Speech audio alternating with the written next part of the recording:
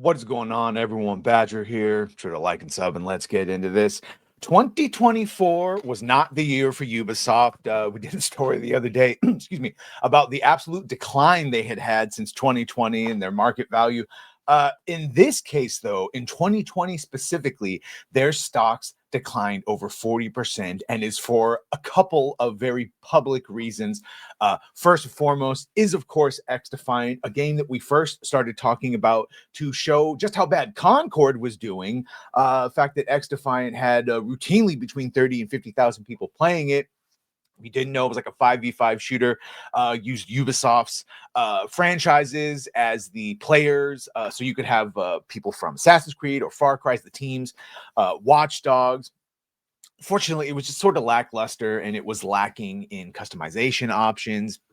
And since the DLC is where they were making most of their money, that didn't work out. So that was a failure. And even though Concord only lasted 2 weeks and Firewalk Studios is gone, X Defiant lasted a little bit longer. They had a season 3 and potentially a season 4 pass coming out. And they said, oh, no. We will continue to blah, blah, blah. It didn't matter because just about a month after they said they had no plans to shut it down, they shut it down. And that goes to the real big original sin of Ubisoft, and that is Skull and Bones, the game that was greenlit after really, I think Black Flag, or rather Assassin's Creed 3, when Connor has the naval ones. That's when they did, of course, Assassin's Creed Black Flag, but also the idea to spin off their own pirate game completely separate from Assassin's Creed and try and make a franchise out of that. That's where we got the quadruple A game, 850 million, if you believe the top end of that number. Insane to have less than 3,000 people playing it. So, of course, they only got 2,500 people. And hey,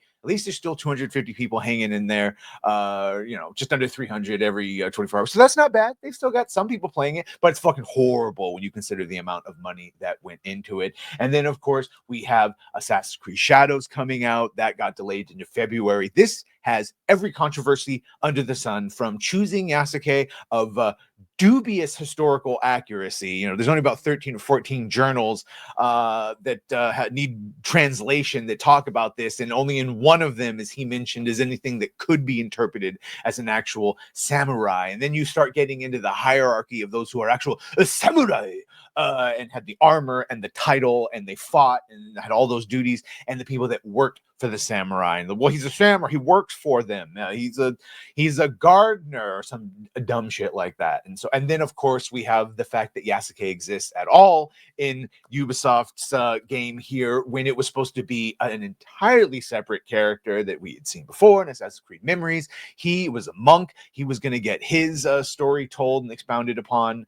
But no, because of George Floyd and BLM and other socio-political decisions, they decided that this was a good idea for representation and all the other things. Not even to mention the controversies about the Chinese architecture inside of what is supposed to be Japan, selling Yasuke's sword, and it was Zoro's sword from One Piece, etc., etc. And then, of course, Star Wars Outlaws, the one that again doesn't even have 3,000 people playing it. Spent a bunch of money on it. It was supposed to be their flagship Star Wars game. Ugged up Kay Vess. The actual actress is very attractive, but they had to give her the modern day homely ugly because we didn't want to threaten any of the trans women out there, or you know why they do it. And also, the bigger sin of all of it just wasn't fun. The stealth was broken from the get, to the point of, instead of fixing it, they had to remove the requirements. And then, of course, anyone that pre-ordered this to play it early, your 3 days of early access got retarded when you had to download the new patch, which deleted it. Otherwise, you wouldn't have been able to finish the game. Hey, but it did give us Mahler playing this and laughing maniacally when Jabba showed up to save him in his playthrough. So you add all up those things together, and it adds to the 40% decline, going from 13.15 euros to 22.39, or rather the reverse of that, from 22.39 in 2023 to the current price that closed in 2024 of 13.15 euros. That's a 41.2% decline. Again, that market cap declining from $2.94 billion to around 1.68. Yeah, not looking good, no matter how you swing it. And this just goes all to the original conspiracy theory that this is being done on purpose, or but let it happen on purpose would be oh yeah, Prince of Persia, their game that failed too. This AJ Investments basically saying it that they believe the Guillemot family, the Guillemot brothers Ltd specifically, and Tencent, the Chinese investment company, are specifically allowing it to crap out, the sales to go down, so that they can then buy it up on the cheap and ostensibly be the only owners. And that is almost exactly what they're doing. It might have seemed like a conspiracy theory once upon a time, but now it seems like that is just almost exactly what they're doing. So either way, you let me know what you think they're doing. Make sure to like, share, and sub. If you have done that, thank you. If you're going to do that, thank you. And well, bye.